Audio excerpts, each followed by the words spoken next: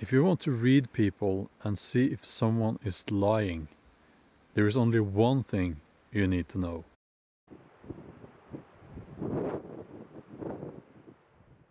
So I worked as a therapist for a few years before I became a full-time novelist, and one of the skills you need to develop as a therapist is how to read people. And I know we don't think about therapists as people who will sit there and read your body language and so on, but most therapists, they do, because it makes everything more effective, and it's about how we communicate as human beings. Words are only a part of that. I like to think of it as tracking. I don't claim to be a very experienced tracker, but more experienced trackers than me have told me that what you want to do is to look for something that is out of place,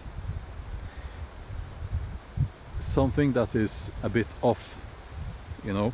So when you look at the forest floor, you need to have this kind of sense of what it should look like, you know. And if something is off, that could be, you know, a twig that has been broken, leaves that are not lying on the floor in a natural way, something like that, you know.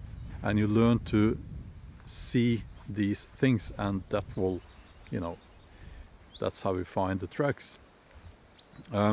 It's the same with people, actually, because we have a certain way to behave, to hold our head, you know, how our shoulders, position of our shoulders and our arms and everything. You kind of know this already, and it's more about that feeling. So if you get the feeling that something is off, something is kind of, I guess you could say, out of place with this person's behavior, then chances are there is something that person is not telling you. So I use this as a therapist, as I said, to be able to provide a better and more effective treatment. And it's, how should I put it? I don't think it's, some people will say it's unethical to read people like that, but it's not, because we do that all the time anyway. It's just about being more effective, and it's very easy to see if people is lying, by the way. Human beings are not good at lying, and I think it's because we are animals and we are apes. We are, and you won't have animals lying, you know. So it's a very difficult concept for us. The only thing you need to remember if you want to read people is to look for that. You need to look for anything that is out of place, anything that's a bit off. And as I said, it's the same as when you're tracking animals in the woods. It's the same. You're looking for something in the landscape that is a bit off, that is out of place, and normally it's not very hard to find if you just try to look for it, you know. So that's my video for today. It's a topic that I find very interesting. Also, I guess because I'm a novelist, and I envision people, the characters, how they are standing, and everything about them when they are talking, and you know, like that. So it